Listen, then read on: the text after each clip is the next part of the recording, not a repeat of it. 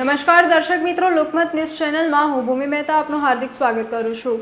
શહેરના સુભાનપુરા વિસ્તારમાં આવેલ બાલાજી હોસ્પિટલમાં પ્રસૂતિ માટે આવેલ મહિલાનું પ્રસૂતિ પૂર્વે જ મૃત્યુ નિપજ્યું હતું, જેના કારણે ગર્ભમાં રહેલા બાળકનું પણ મૃત્યુ નિપજ્યું હતું। સમગ્ર મામલે મહિલાના પરિવારજનો સંબંધીઓએ હોસ્પિટલમાં હોબાળો મચાવ્યો હતો। પરિવારજનોએ તબીબીની નિષ્કાળજીને કારણે મહિલા અને ગર્ભમાં બાળકનું મૃત્યુ થવાના આક્ષેપ કર્યા હતા। બનાવને લઈ ગુરવા પોલીસ હોસ્પિટલ આવી પહોંચી હતી તથા કાયદેસરની કાર્યવાહી હાથ ધરી હતી। हाँ, હું અંકિતાની ફ્રેન્ડ છું। એને શું કે પ્રોબ્લેમ થયો હતો એટલે એ સન્ડેના એડમિટ થઈ હતી। સન્ડેના એડમિટ થયા પછી ગઈકાલે હું એને મળી ત્યારે બરાબર હતું। પછી રોજ ચેકઅપ વ્યવસ્થિત થતું નહોતું, ખાલી બીપી માપીને જતા રહેતા હતા। એ પણ ચેકઅપ નહોતું થતું કે બાળકનું હાર્ટબીટ્સ ચાલે છે કે નથી ચાલતી, કેટલું છે, શું છે। જે એન્ડ ટાઈમ ઉપર એમ કે દરેક વસ્તુ ચેક કરવી જોઈએ, એક ચેક નથી થતી।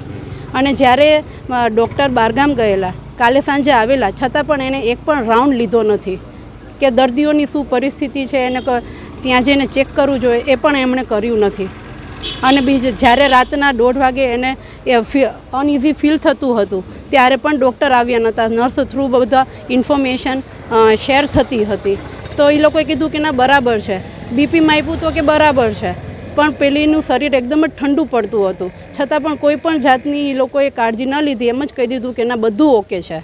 જે હું માનું છું કે આ લોકોની નિષ્કાળજીને લીધે અને બેદરકારીને લીધે જ આ કેસ આગળ આવો ખતમ થઈ ગયો છે। અને એને લીધે જ્યારે પાછું અડધી કલાક પછી અને પાછું એવું અનઇઝી ફીલ થયું, એ લોકોએ પાછું નર્સને ડૉક્ટરને કીધું કે ભાઈ હવે તમે એન્ડ આવી ગયો છે ને આગળના ભાગમાં પેઇન થઈ રહ્યું છે, તો તમે અત્યારે પ્રીપોન કરી દો એમ ડિલિવરી। છતાં પણ એ લોકોએ કશું કર્યું નહીં। આઈસીયુમાં લઈ જતા હતા ત્યારે પણ એ લોકોએ કોઈ પણ જાતની ચેકઅપ કે કશું જ ન કર્યું। બેદરકારીને લીધે મા અને બાળક બંનેનું મોત થયેલ છે। હા, હું તો કહું છું કરવી જ જોઈએ। અને એમાં તમે પોલીસને પણ ખાસ કે આમાં શું કહેવાય, કોઈ પણ તરફેણમાં ના રહીને તમે છે ને કેસને સોલ્વ કરજો। ફરિયાદ તો નથી થઈ, અત્યારે હાલ ઈડી દાખલ કરેલી છે।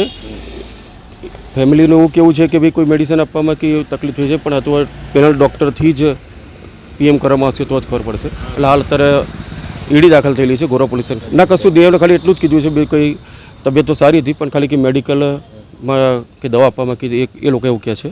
પણ હાલ અત્યારે ઈડી દાખલ થઈ છે ગોરા પોલીસ અને અત્યારે એસએસજી હોસ્પિટલ જઈએ। હાથી પેનલ જે રિપોર્ટ આવશે પછી જે હશે આગળની કાર્ય કરવામાં આવશે। હાલ તો ઈડી દાખલ કરેલી છે અહીંયા। સમાચારોના સતત અપડેટ મેળવવા માટે લોકમત ન્યૂઝને યુટ્યુબ ઉપર સબસ્ક્રાઇબ કરો, બેલ આઇકોન દબાવો અને અમારી સાથે જોડાયેલ રહો ફેસબુક, ઇન્સ્ટાગ્રામ અને ટ્વિટર ઉપર।